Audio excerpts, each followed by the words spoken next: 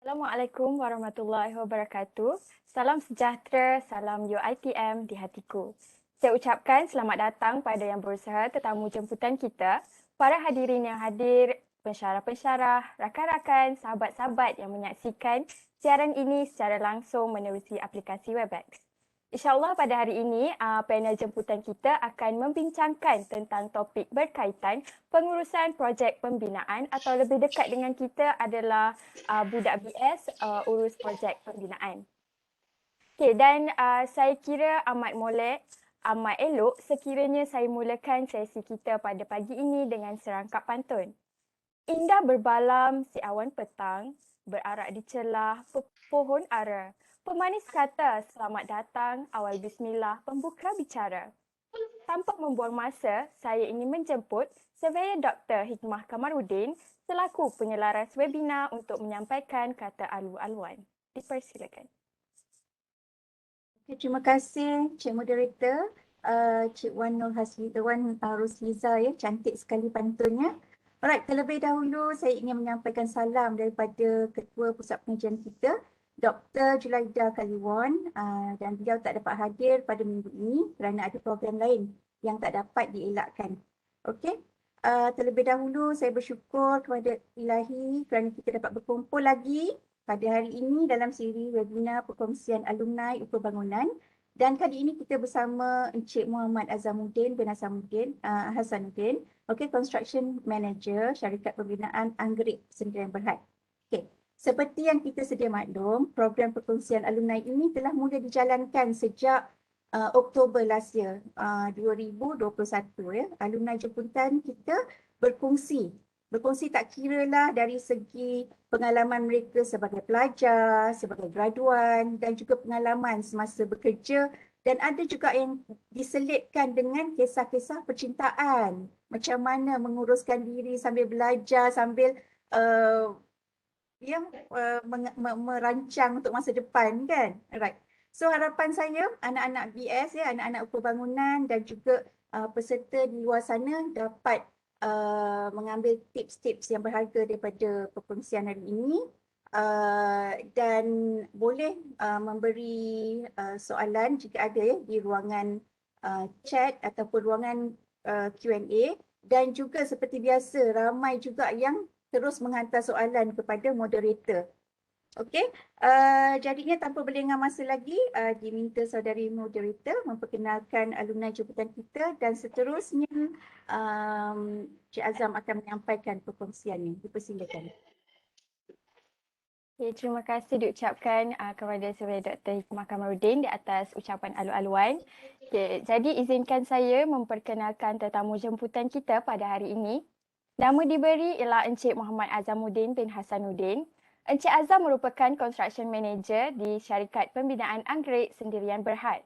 Dan yang penting selain daripada itu, Encik Azam merupakan alumni UiTM. Beliau pemegang ijazah sarjana muda kepujian ukur bangunan dari Fakulti Seni Bina Perancangan dan Ukur UiTM Shah Alam.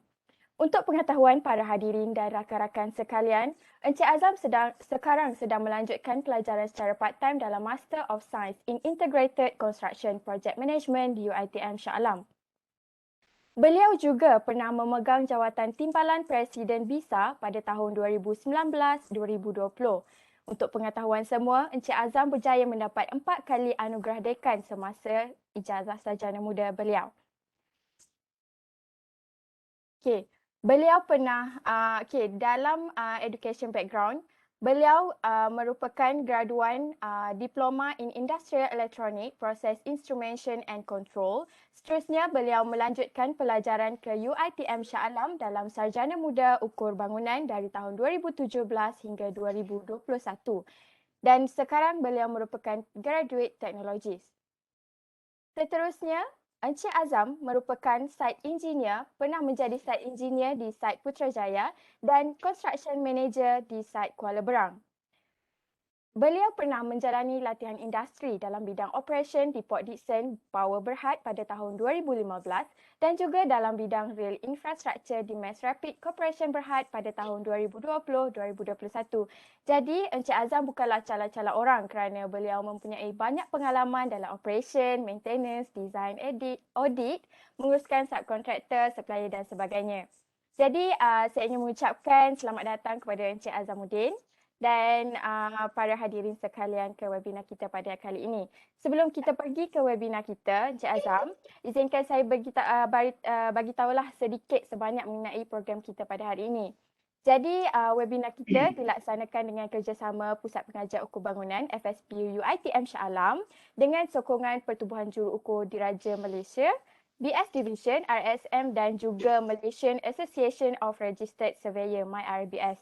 Jadi webinar kita ni kita nak bagi tahu pencerahan lah dan juga nak tahulah sedikit sebanyak pengalaman Cik Azam sepanjang bekerja lah. Okey, seterusnya berbalik semula kita kepada tetamu kita. Saya dengan segala hormatnya menyerahkan majlis kita pada hari ini kepada Encik Azam. Dipersilakan. Assalamualaikum warahmatullahi wabarakatuh. Terima kasih kepada moderator Host Liza, Dr. Hikmah dan Cik Khairul. First of all, saya nak ucapkan terima kasih kerana sudi menjemput saya untuk memberi sedikit sebanyak pengalaman saya sebagai alumni BS UiTM Shah Alam. Sebenarnya saya pun bukanlah orang yang betul-betul capable untuk sebab baru sangat bekerja tadi, baru orang setahun setengah macam tu. Tapi boleh kot saya nak share sedikit sebanyak sebagai alumni yang nak maybe boleh ambil as inspirasi ataupun dorongan lah untuk terus belajar and buat elok dalam BS. Which is macam orang kata, alah BS ni tak nak apa-apa lah, apalah. Tapi sebenarnya peluang tu ada. Jangan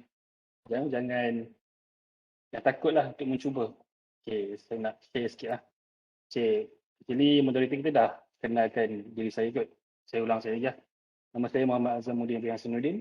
Saya adalah pengurus pembinaan di Syarikat Pembinaan Anggrek. Sekarang saya nak melanjutkan sarjana Sains Pengurusan Projek Pembinaan Bersepadu di UiTM Shah Alam. Saya part time.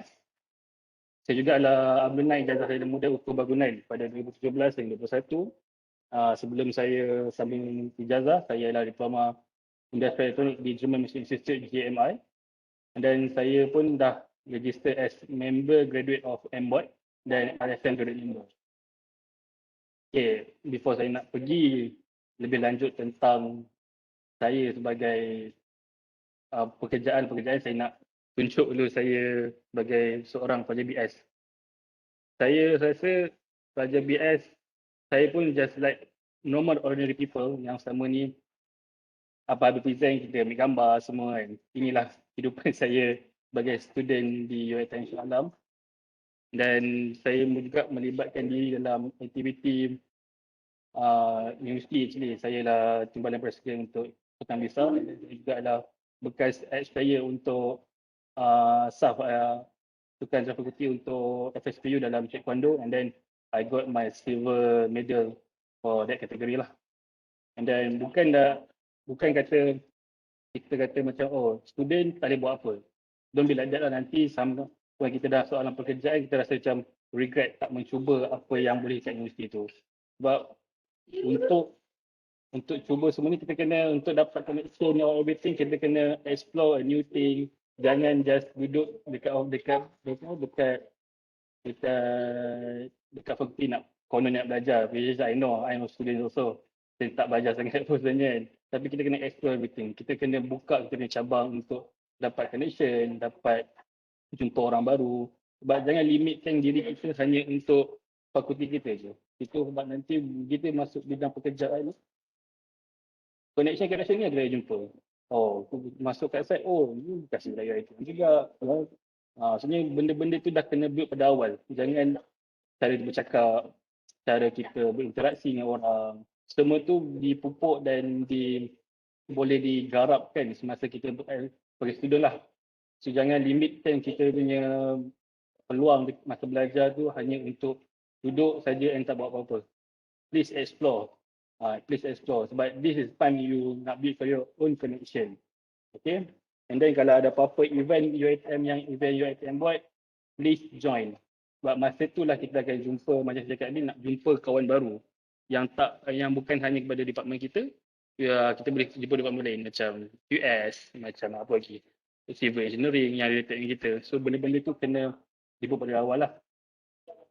Okay, saya pengalaman kerja saya bermula pada saya punya MRT lah. Saya dapat intern semasa intern dekat Mass Rapid Transit under Operation and Maintenance Department.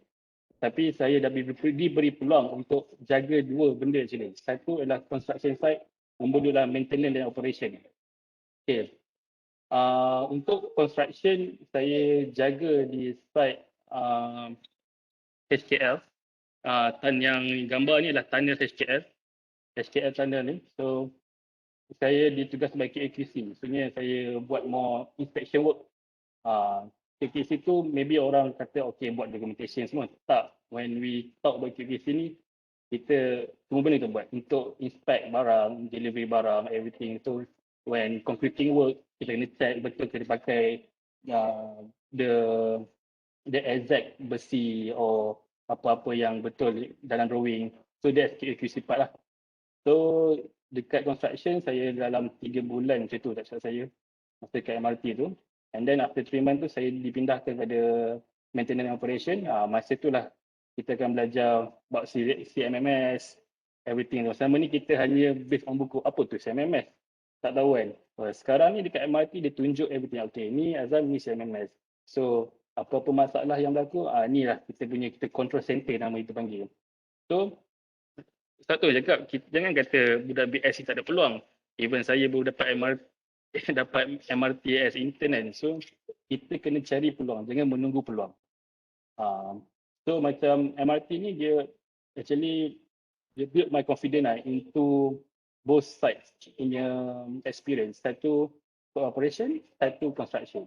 So macam operation pula kita cover everything. Macam asset management. Asset management selama ni kita macam nampak very simple dia macam asset tagging.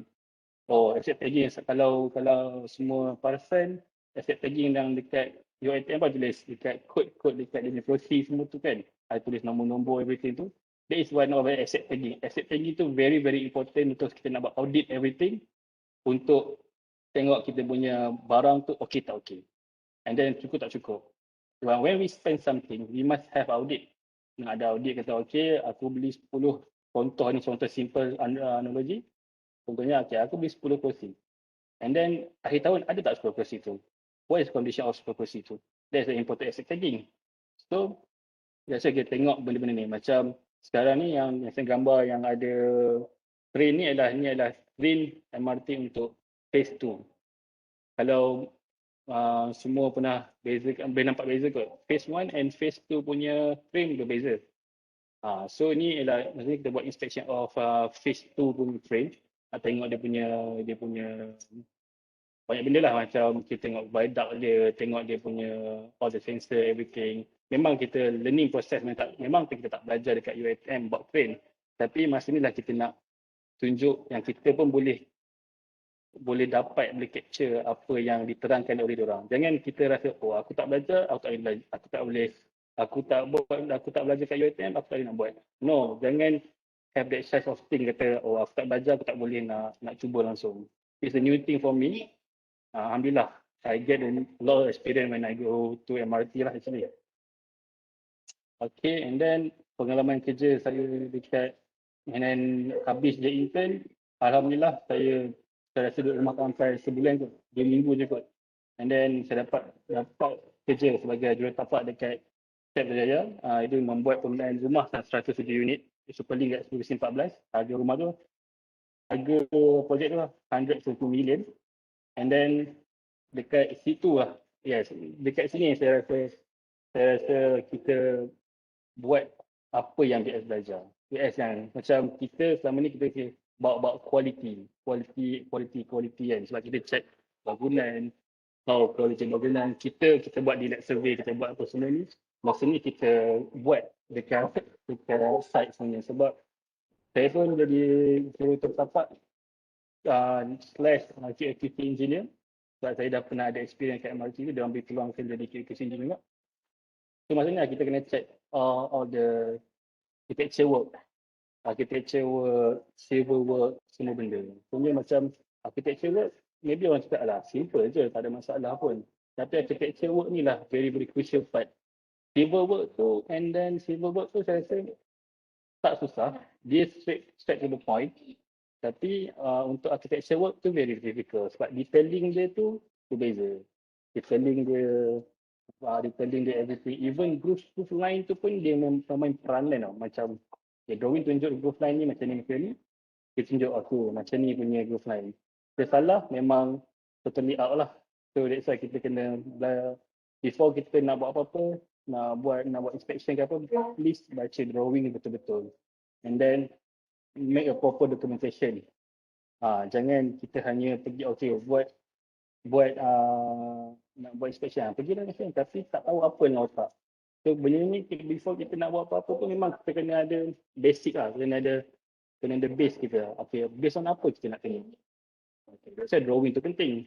And then hope you guys boleh baca drawing lah. Jangan tak boleh baca drawing.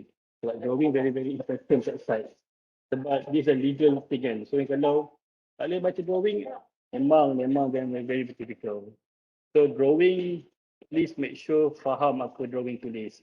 And then tengok properly. Jangan hanya percaya pada subcon kita ke apa kan. Kita tengok, dia bagi kita drawing. Kita baca lah drawing tu, betul tak betul.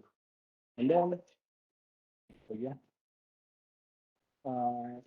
good. Okay, lepas tu, alhamdulillah saya lepas habis project dia tak habis lagi actually. Tapi alhamdulillah my company got a new project dekat Kuala Berang, Terengganu. And then sekarang pun saya kat Kuala Berang ni, Terengganu. And then tadi a bit late masuk because saya pun CMB substation dekat site terbakar pula tiba ada.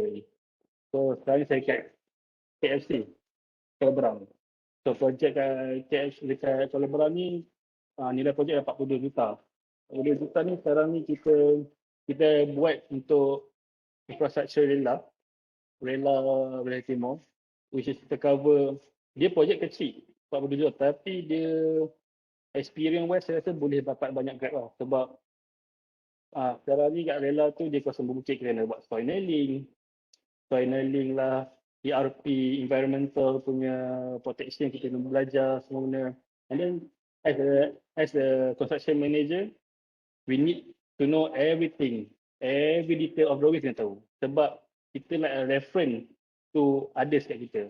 Consultant apa-apa pun, CM, okay drawing. Saya tu cakap, drawing ni very important. Memang detailing semua ni kena tengok properly. Jangan hanya percaya orang, jangan take for granted lah saya cakap. Sebab kita site engineer ke, site supervisor ke apa ke, we sign everything. There's a legal punya document yang kita strong punya, orang panggil macam apa-apa okay. Kau yang sign. Kau kata dah okay lah kan. Tapi benda-benda tu yang kita kena tengok. Kerana as a CM memang drawing, superimpose drawing semua kena tengok lah. Sebab when we get a new project, kita kena superimpose project. Kena superimpose drawing. Architecture, civil, everything, mechanical, kita superimpose.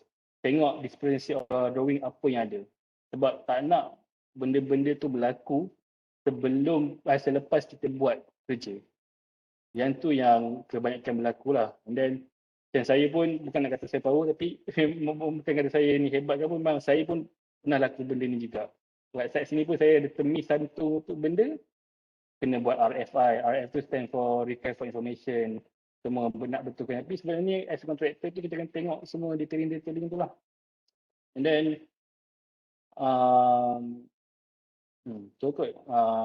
macam projek Kuala Berang ni, saya memang uruskan tender proses tu memang kita dah build, set up satu team untuk tendering kita baca tender semua, everything, apa yang kita perlu buat, how we want to setting out untuk pergi ke site baru semua. Bukan kita pergi aku buat kerja, tak. Sebab soft skill tu memang kena ada lah. Sebab kita deal dengan orang sekarang ni saya dengan JKR.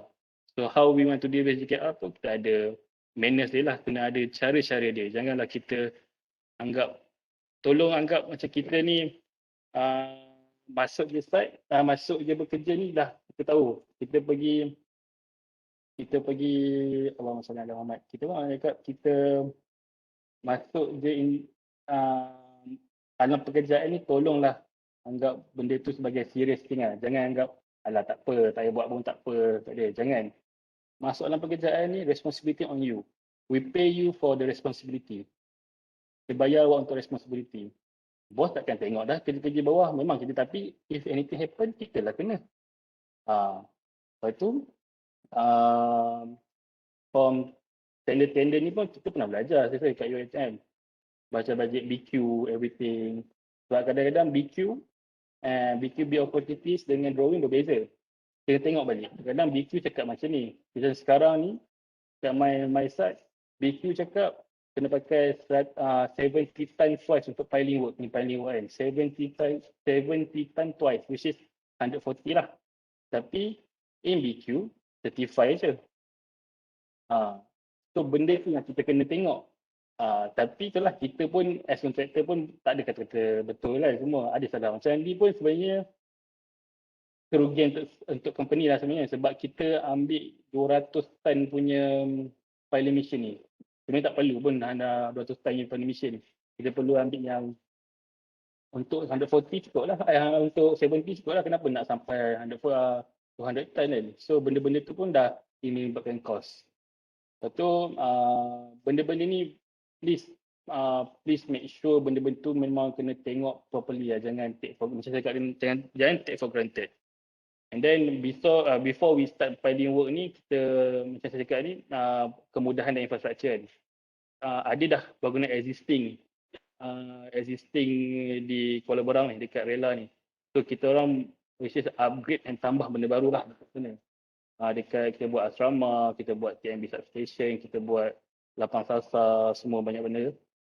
Sebelum kita buat, macam kita belajar, kita buat delay survey. Delay survey tu very very important lah. Sebab ramai tak tahu apa tu delay survey. Even my PM right now pun delay survey tu, they not familiar with delay survey. Jadi buat BS yang betul-betul kena core of BS delay survey ni, kita kena faham lah. Sebab delay survey ni dibuat sebelum kita nak buat construction work kan. Piling work, nanti dia orang akan claim okay, selama ni bangunan aku tak crack pun, tapi lepas kau buat piling work crack. That's why delay survey diperlukan, nak tengok the condition of the building before we start the work. So janganlah anggap apa yang lecturer kita bagi dekat macam tak ada apa lah, simple lah, delay survey senang je kan. Sebab nanti, and then saya pun dulu buat macam tu lah, macam kita nak bombastic sangat, rate of cost apa, ni. Tapi kita pun kaji sebenarnya, jangan simply cakap, rate of cost ni sebab ni. Tak boleh, kita kena tengok deep inside of the building sebenarnya. Sebab apa ni berlaku, sebab apa ni berlaku. Kita tak ada nak simply kata, okay ni sebab crack, sebab ni. Tak boleh, kena tengok properly lah. Sebab kita nak bagi report tu je semua kan. Janganlah simply kata, senang je ni, tak ada masalah. And then kalau kita salah report, and then benda tu actually dah ada, macam crack ke apa, semua damage ke apa kan. And then kita cakap tak ada. Last kita lah kena contractor lah kena pay everything. That the problem right now. So delay survey tu memang kena strong lah. Apa yang saya boleh cakap sekarang ni, kalau berminat masuk construction punya base, construction line, drawing must pandai baca. Ramai tak pandai baca drawing. Itu yang saya cakap. Jangan, drawing nampak simple. Jangan. Detailing tu, every drop kat toilet kena faham. Kalau dotted line apa, kalau macam ni apa. Kena belajar. Jangan kita pergi kat luar, nak drawing tak erti. Bukanlah kata saya ni pandai, tapi basic tu kena ada. Janganlah nak baca drawing yang simple tak erti, memang memalukan lah dekat saya rasa. Dia ada macam BS ni, macam kawan BS ni ada seorang yang ada yang suka masuk line design, ada yang resi masuk line building survey betul-betul, ada yang masuk line construction. Kalau bagi saya as construction line ni, drawing very very important. Jangan kata benda tu tak ada apa-apa pun. Drawing very important. Sebab detailing tu memang kita punya, kena jadi kita punya makan lah drawing tu. Sebab nak baca balik. Sebab kita buat apa-apa pun based on drawing. Semua based on drawing. Apa lagi? Kat sini start. Kat sini baru 5 bulan jalan. So still piling work tengah berjalan lah. Piling work, total piling work dekat sini dalam 3,000 point lah. 3,000 point piling. So and then kita pun kena faham kat operation dekat piling machine tu. Kita kena faham, kita kena baca spec. Jangan kita, memang kita ni budak baru, tapi apa yang kita boleh buat, baca spec tu penting. Spec BQ tu memang very very important. Itulah dah jadi kita punya makan lah. Kalau kita tak cuba untuk memahamkan ni, nanti orang yang makan kita. Orang yang akan tembak kita balik. Kita kena faham. Okay, last sekali. Okay. Ni my last slide actually. Okay, saya punya kerjaya. Saya nak habiskan master before my age 30 lah. And then I want to get my TS before 30 juga. And then lastly, nak dapatkan SR lah. So I want to get like Dr. Hikmah, SR, doktor, oleh semua yang nak ambil, saya pun nak ambil situ juga. Lepas tu, ni ramai yang tak aware actually. Untuk siapa-siapa yang berminat masuk construction, benda ni is like satu benda yang a dream tanpa siapa yang masuk construction line lah. CCPM dengan CCM. CCPM dengan CCM ni like CIDB dah award kat kita, tapi kita kena ikut kursus je lah. Ada tiga phase actually. 1, 2 and 3. Tapi benda-benda ni kena tahulah, janganlah kita tak ada hala tuju. Oh aku BS, aku tak ada hala tuju. Tak boleh. Kita kena tahu CCPM ni apa, CCM ni apa. Benda-benda ni ada. Untuk level 1 punya CCPM ni adalah after 3 years punya experience. So kita boleh buat 1, 2 and 3 lah. So when kita lepas level 1, kita boleh itu level 2 and level 3. So bukan hanya budak-budak civil yang boleh ambil. Dia tak ada kata pun lah only for civil engineering. No. Dia open to all with kalau saya boleh buka internet, saya tunjuk.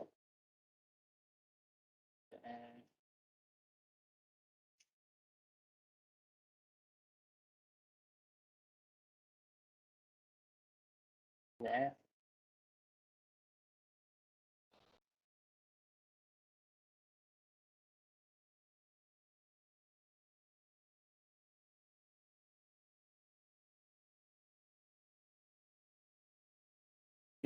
Inilah CCPM. Certified Professional Project Management ni. Ada ni, insyaAllah gaji melambung lah. Sebab tak ramai pun kat Malaysia ni yang saya tahu CCPM ni dalam 200 orang sekarang ada. And then, mode dia ada mode 1, mode 2 and 3. Benda-benda ni kita kena ikut lah. So ingat, eligibility of requirement. Dia cakap budak civil, tak ada. Semua kita kena ikut. Kita ni still ada construction related field. So kita pun boleh masuk actually. Even budak tak ada apa-apa pun, ada diploma naik construction pun boleh. Tapi dia punya tu lama sikit lah. Kita maybe boleh go for 2 year and year lah. Nanti saya akan check balik dengan CIDB lah. So benda-benda ni kita tengok. Janganlah kita kata, oh aku masuk BS, aku tak ada peluang kerja. Aku masuk ni tak ada apa-apa. Tak boleh. Kita kena explore sebenarnya. Janganlah kita yang duduk mengharap orang swap dan dapat.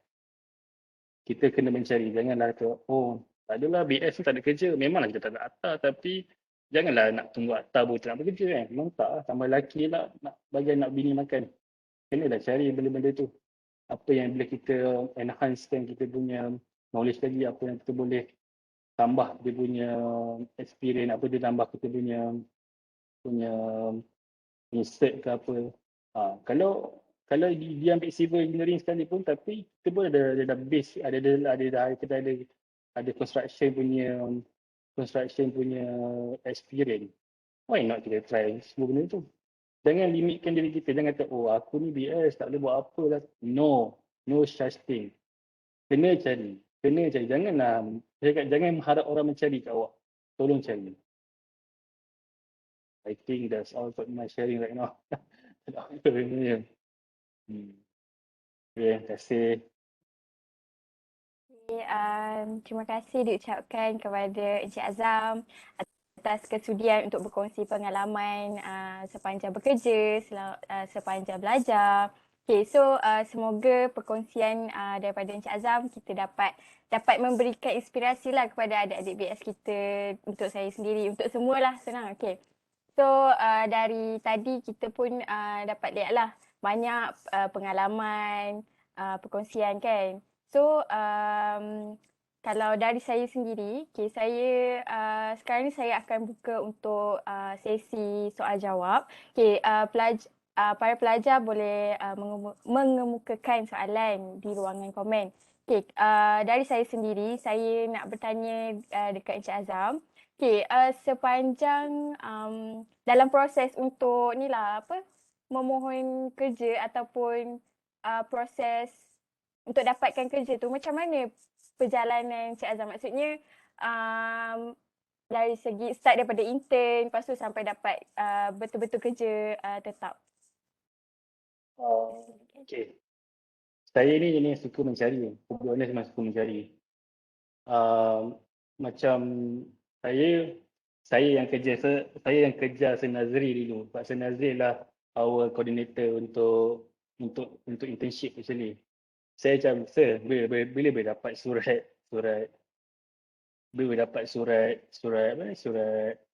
latihan industri tu kan.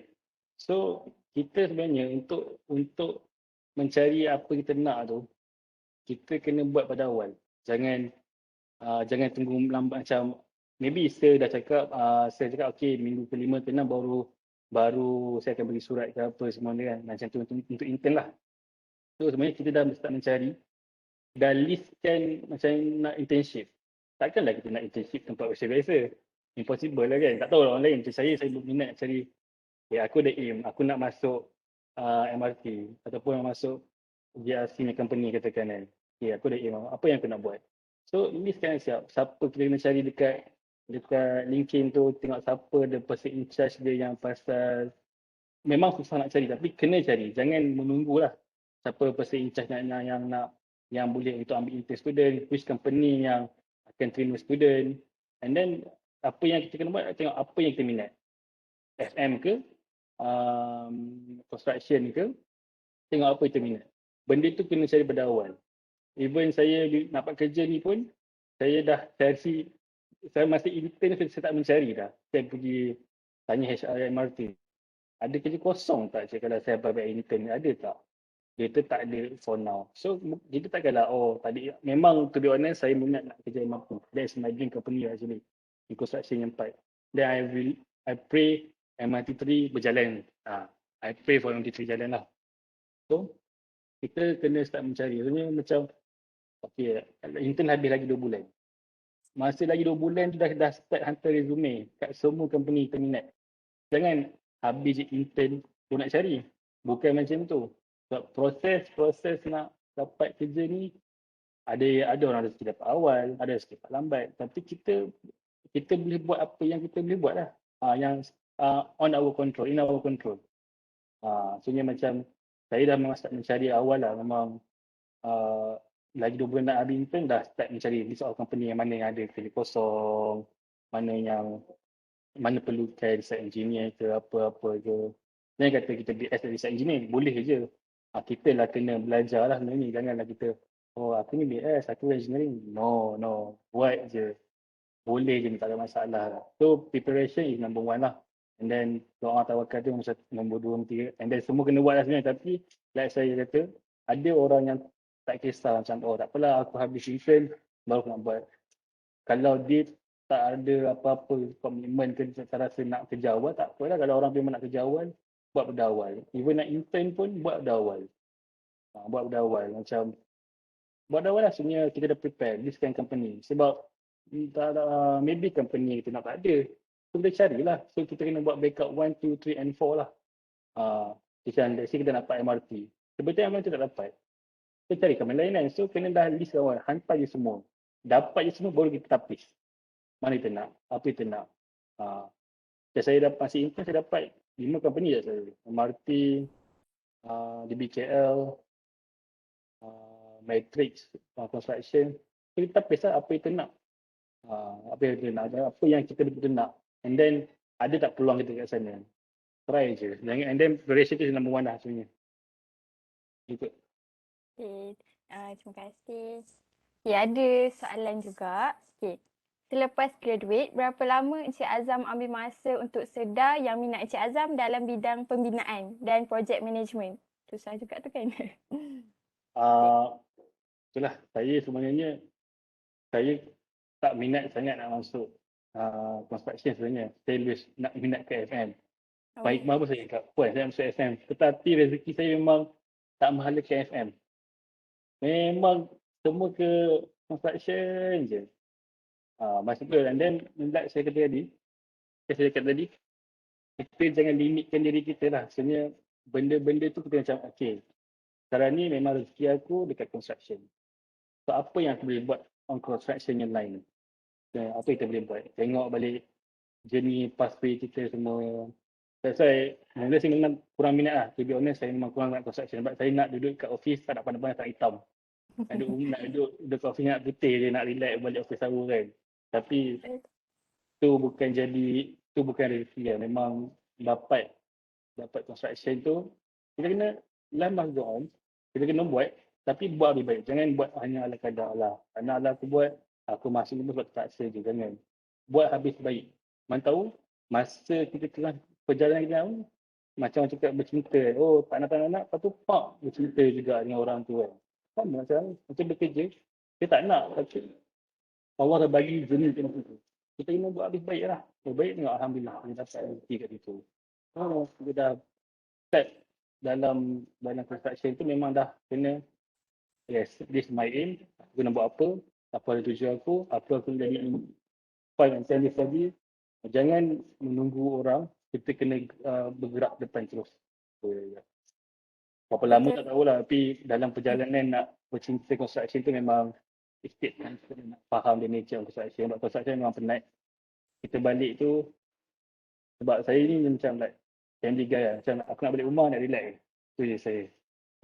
Tapi dah memang construction, memang kadang construction Sabtu Ahad pun kerja. Daripada putih sikit dia hitam seorang ni.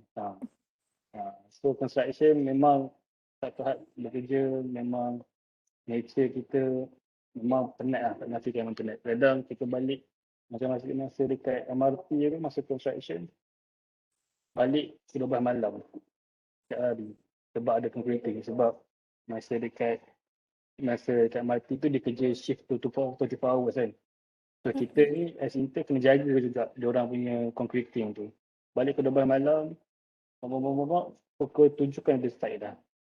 Memang badan memang flat gila-gila. Tapi tulis kita kena buat terbaik lah. Tapi experience tu wise memang Alhamdulillah. Memang best lah. Nak bersembang orang kita best lah nak cakap.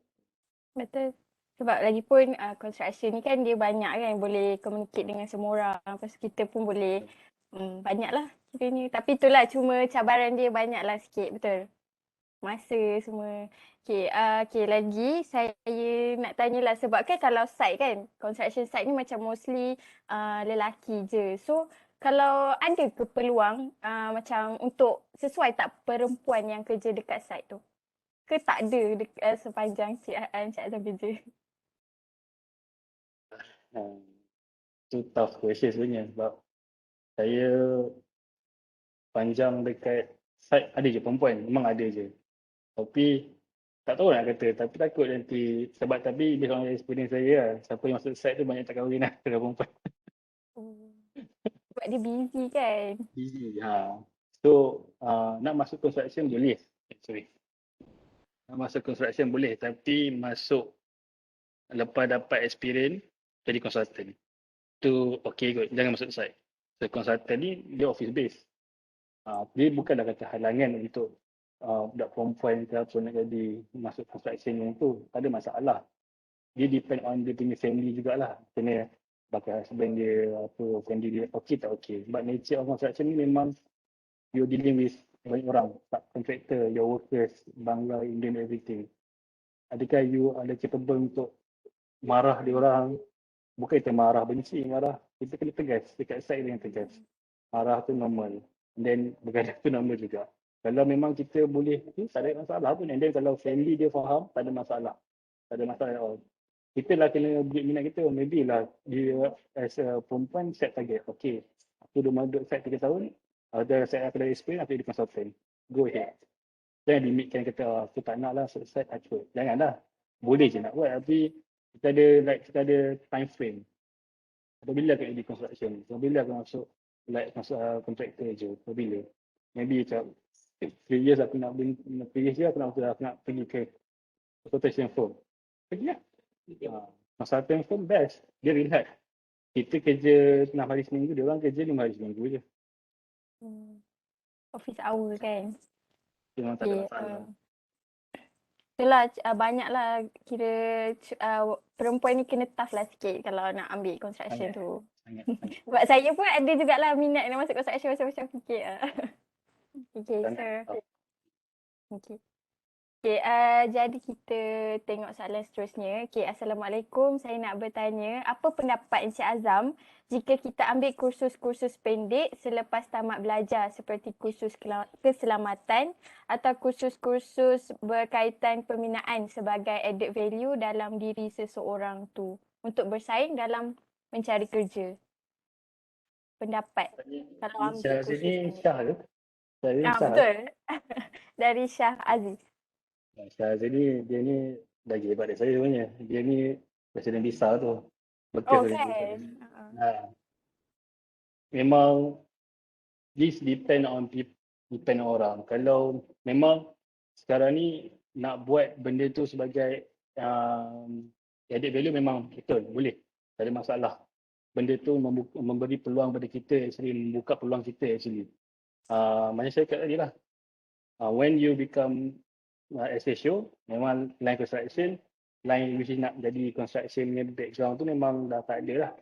Sebenarnya memang tak tahu, jangan kata maybe depend on orang lah. Kalau dia berminat nak menjadi SHO, tak ada masalah pun. Memang SHO dia diperlukan pun dekat site, dekat mana-mana. And then SHO punya apa ni, peluang tu lebih besar lah sebab kita boleh masuk kilang, boleh masuk mana-mana. Tak ada masalah langsung. Tapi macam saya kata, berdasarkan minat masing-masing. Nak pergi construction, saya rasa kalau dia nak masuk construction, tak payahlah ambil SHO. Maksudnya construction tu ada banyak ada pembinaan, ada construction base, ada SHO base kan. So kalau memang nak masuk construction base, tak perlu pun nak ambil. Cuma kalau let's say nak memberi peluang untuk pekerjaan tu, tak ada masalah. Memang boleh je. Memang ramai je. Even orang-orang yang bukan construction base pun, yang ada SHO base pun ambil je SHO ni. Untuk memberi peluang kepada dia untuk bekerja. And then, benda-benda tu kita kena pakai lah. Kita dah spend about 1-2 months dalam registration program ni, pakai. Jangan kata, tak nak registration, tak nak lah. Jadi je. So, benda tu memberi peluang pada kita. And then maybe memang tahu, mula kita masuk SHO, tapi kita pada construction base, kita boleh juga boleh jump to construction ni yang tak ada masalah pun. Tak ada masalah pun. Betul Syah? Syah ni segan-segan lah. Okay, itulah kena ni lah, maybe boleh sebagai kita punya added value kan. Okay. Okay, seterusnya kita ada soalan daripada student BS Part 1 yang dekat UiTM Sri Iskandar. Okay. Kepada para panel, ada nasihat atau tips yang boleh diberikan kepada student seperti saya yang tidak pernah terlibat dalam bidang-bidang construction ataupun building. So dia nak nasihat lah daripada Encik Azam sendiri ke. Part 1 baru lagi, tak ada masalah pun. Part 1 still new, still fresh. Masih lagi kita kena pendapat and tip lah. Dia tu kena, kalau kita belajar memang BS ni kita belajar civil, kita belajar architecture semua, betul lah, belajar design semua kan. So memang benda tu boleh je, tak ada nak beri tips pun tak tahu nak beri tips, tapi benda tu tak ada masalah pun nak susun ayat je. Tak susah sikit. Tips tu sebenarnya atas minat masing-masing semuanya. Kita kena, sebab STEM 1 ni kita dah boleh groom ourselves, kita dah boleh dah panggil pupuk minat kita dalam construction. Sebab masa-masa ni lah tips dia macam saya before ni saya minat FM. Memang buku FM ni saya banyak baca macam mana kita nak buat FM everything kan. So maybe macam orang cakap klise lah baca buku. No, buku tu is like penting lah. Macam kalau dalam Discovery Channel kita tengok apa tu, mega structure. Benda-benda tu penting sebenarnya. Kita tengok, buat macam ni, macam tu. Macam benda-benda tu yang boleh membuka semangat kita, aku nak belajar lebih detail pasal benda ni. Macam mana, tak rasa mesti kita akan macam mana dia buat rumah besar ni lah, macam mana dia buat bangunan besar ni lah. Maksudnya kita nak tahu apa pipe yang dia pakai, apa benda-benda dia pakai. Knowledge about construction tu memang kena pupuk pada awal lah. Sebab maybe kita tak ada nampak dalam dekat site, tapi kita pada awal kita dah nampak benda tu kegunaan dia kat mana. So nanti kalau orang bersembang ke, orang cakap kita tahu, okey ni pakai apa. Macam let's say macam dulu saya minat tengok kat mega structure kat Discovery Channel tu yang pasal buat smart tunnel. Smart tunnel tu very crucial lah memang, sebab kita dekat kita punya tanah ni ada Kenny Hillstone. So yang banyak tanah poros ni kan. Macam yang dia buat, dipakai apa, dipakai TBM, semua tu kena kita punya benda-benda kena pupuk pada awal. Jangan ikut orang nak main game bukan kata main game bukan kata main game salah, tapi kita nak menentukan masa depan kita sendiri. Tu je tau. So kita kena set up ourselves pada awal lagi. Good. Betul, saya setuju dengan Cik Azam. Betul lah tu, sebab macam kalau kita macam banyaklah proses yang kita tak tahu kan dalam construction, kita boleh tengok dekat YouTube ke, banyak je yang tu. So kena pandai-pandai lah. Macam cakap, kita tu part time saya ingat nama dia. 1-2 years, first and second years ni, awak semua tu bodoh. Masa dia cakap tu, dia frankly speaking dia tu, 1-2 years tu like you nak flash kebodohan awak. Jangan rasa malu kena marah, jangan rasa malu kena dipanggil bodoh ke apa, jangan rasa malu. Sebab construction mulut semua memang wakanya mulut kat construction ni. Tapi benda-benda tu yang membuat kita macam, betul benda ni salah, Kena terima hakikat, first and 2 years memang kita akan banyak belajar. Kena salah tu normal. Yang kata salah tu, salah tak nak kerja tu, nangis, tak boleh. Salah tu memang normal, mana-mana pun normal.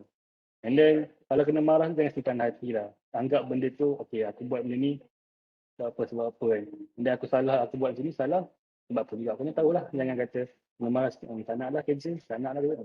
Memang tak boleh lah. Kena tough lah. Kena banyak ni lah, memerhati, banyak belajar daripada diorang kan sebab baru. Okay, ada soalan juga. Mind sharing your most challenging moments sepanjang handle kerja dekat construction site? Challenging moments. As a manson, challenging moment is kita nak kerja deadline lah. Tak nak kena LED. LED tu kena denda lah, penalty lah semua kan.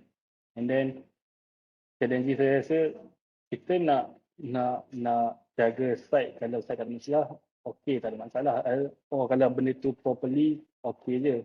Tapi yang paling sakit kalau how we want to handle the subcontractor. How we deal with them. How you want to take, macam ni kau kena buat, macam ni kena buat. And then how long they deliver barang. Kita berjanji, kita as a main point, kita berjanji dengan klien. Klien tu, kita kena ikut klien yang deadline. And then subcontractor memang tak ikut pun kita deadline kita. Apa yang kita nak buat? Panggil dia meeting, apa masalah subcon, about manpower ke, apa sebab kita dengan subcon ni like adik-beradik real like mak bapak. Tu je. Sebab diorang tu kita geng kat ni untuk kita projek. Tapi kita kena tolong diorang. So segi apa-apa lah yang perlu diorang buat, kata cukup manpower, kita kena buat. Let's say yang tak pasang tu sebabkan masalah kita, start problem. Kita kena handle awal. Tapi memang to be honest, this guy to manage subcon very difficult lah. So, bagi saya, manage subcon very difficult. Sebab ada yang subcon yang keras kepala, tak nak buat tu. Macam mana kita nak buat? How to handle? Apa action boleh ambil untuk diorang macam, Kita boleh take action on aku. Subcon tu kita how dia deal dengan dia orang pun, how kita bercakap, how kita ber panggil apa ni, berkongsi masalah tu Berurusan. pun kena tahu. Jangan kita kata perusahaan, jangan kata kita ni main con oleh betul, tak juga. Ada je main con yang salah, ada yang decision for main con salah. So kita kena duduk, sit down together, sembang, discuss apa masalah ni, macam ni. Tengok balik apa yang kita tengok. Okay, maybe ada certain part salah subcon, ada certain part salah main con. Okay, macam mana kita nak dapatkan satu hal yang sama. Sebab projek kita adalah hal tuju kita nak siapkan projek je. Tak kisahlah satu subcon ke, satu apa ke, projek ni nak siapkan projek je. Sebab kita nak bagi projek lain.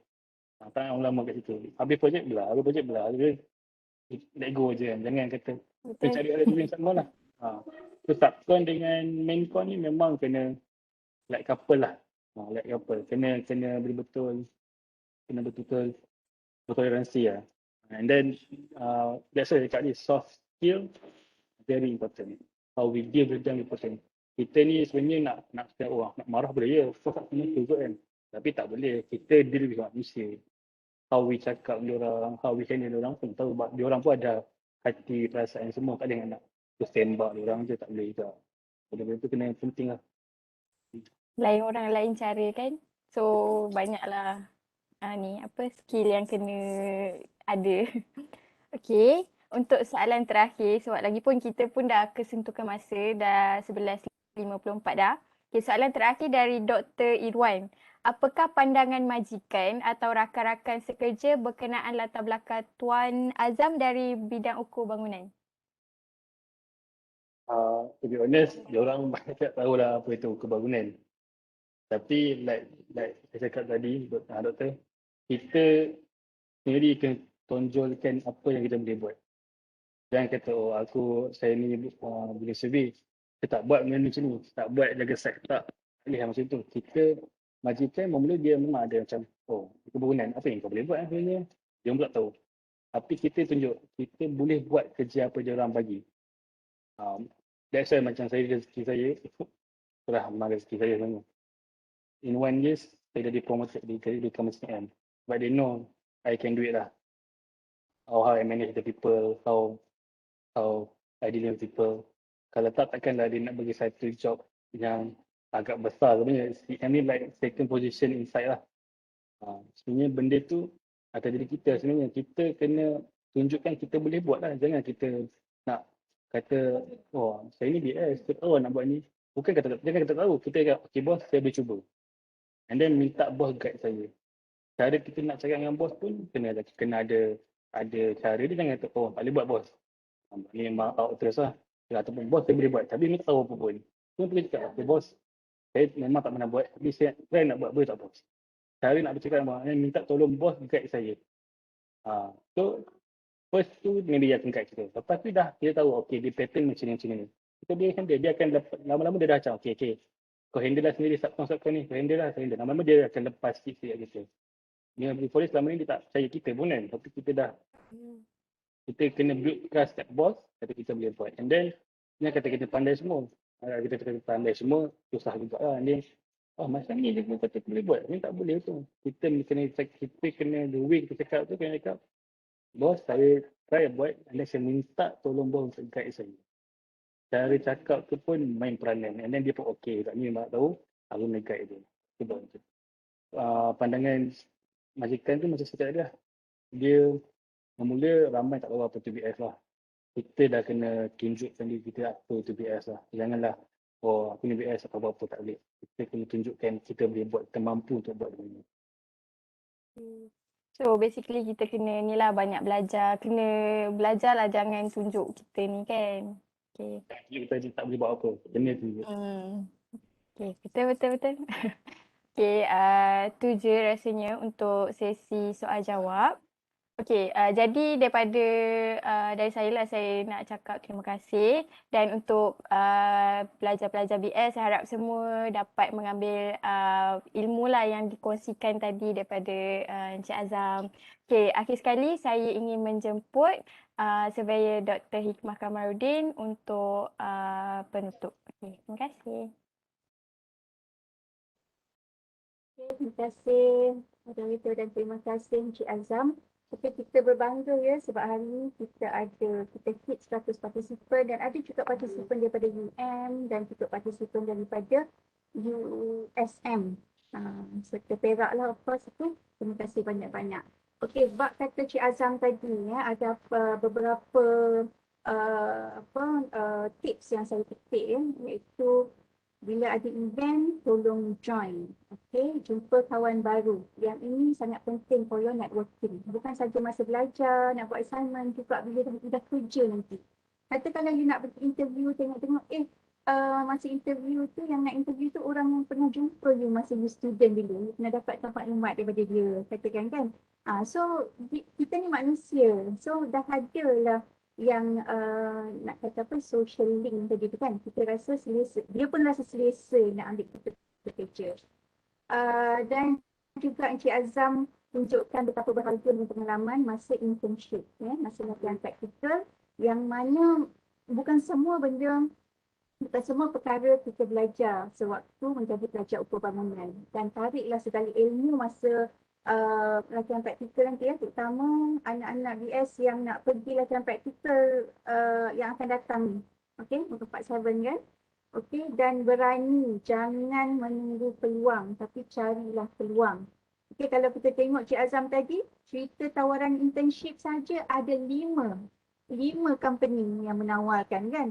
Okey, kalau kita tengok adik-adik PS kita ada juga yang saya tak dapat lah doktor, tak dapat lah encik, tak dapat lah puan, tak dapat lah madam, tak dapat. 4 tawaran tu kan. Okey. So kalau dah dapat tu, tapi kalau you tidak maknanya tidak expose sangat dalam tapi tak boleh expose sangat kepada kerja-kerja BS, you gunakan ilmu BS yang you ada untuk tunjukkan nilai you sendiri. Right. Okey, yang antara lain yang penting lagi adalah kepentingan baca drawing, specification, soft skill, berlatih dalam menjawab pada bos atau pada klien kita kan. Maknanya kalau dengan bos tu, kalau saya setuju sangat tadi, bukan kita kena kata ya aku boleh buat atau oh sorry aku tak boleh buat. Tapi kalau kita dapat satu tugas tu, anggap dia sebagai satu cabaran dan kita try, maknanya ya saya akan buat dengan guidance daripada tuan, gitu kan. Alright, so siapa yang kata BS tak ada kerja? So sekarang kita dah tengok dah pelbagai ruang dan peluang yang BS boleh bagi kepada kita ya, untuk bekerja, tak kira lah dalam bidang construction, dalam bidang perusahaan bangunan. Yang sebelum ni kita ada sharing daripada webinar-webinar lepas, juru pembangunan sendiri kan, dan juga kita ada sharing juga daripada pencara. Baiklah, terima kasih banyak-banyak saudara Azam, dan saya ingin juga mengambil kesempatan ini untuk membebaskan pada semua power saudara Azam kita untuk pendengar ni, yang kita merupakan seorang pelajar yang sangat determined. Ya, sangat determined. Saya baru masuk mengajar Azam masa kelas refurbishment Part 4 dulu. Saya tanya, awak ni pelajar matang ke? Sebab dia dah tua. Dengan dia punya berisa nak tahu satu-satu perkara tu, dengan dia punya muka lagi kan. Saya ingat dia pelajar matang. Rupanya tak ada. Dia lebih kurang sebaya dengan pelajar-pelajar lain dalam kelas yang sama. So, sekian dahulu untuk webinar perkongsian ukur bangunan kita, perkongsian alumni ukur bangunan kita pada kali ini, dan kita jumpa lagi di webinar akan datang. Terima kasih Puan Moderator, terima kasih Cik Azam. Semua. Assalamualaikum. Terima kasih.